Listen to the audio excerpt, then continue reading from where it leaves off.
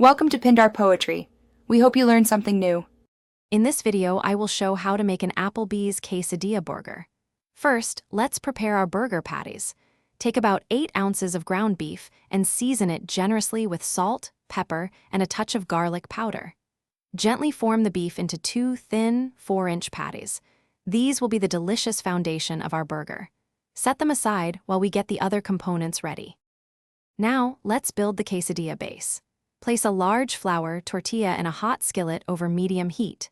Sprinkle about 1/4 cup of shredded Monterey Jack and cheddar cheese evenly over 1/2 of the tortilla. Add 2 crispy slices of cooked bacon and a tablespoon of fresh pico de gallo. Fold the other half of the tortilla over and grill until it's golden brown and the cheese is perfectly melted.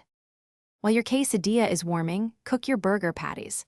Place them in a hot skillet and cook for about 3 to 4 minutes per side, or until they reach your desired doneness. For the special sauce, combine 1/4 cup of mayonnaise, 1 tablespoon of ketchup, and a dash of your favorite hot sauce. Also, prepare some fresh shredded lettuce and sliced tomatoes for the final assembly.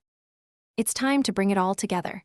Carefully place one of your cooked burger patties onto 1/2 of the warm quesadilla. Pile on some fresh shredded lettuce and a slice of ripe tomato. Then, generously drizzle your homemade special sauce over the top. Fold the other half of the quesadilla over the burger, creating a delicious, cheesy, and satisfying meal. Serve your Applebee's quesadilla burger immediately and enjoy. Thanks for watching.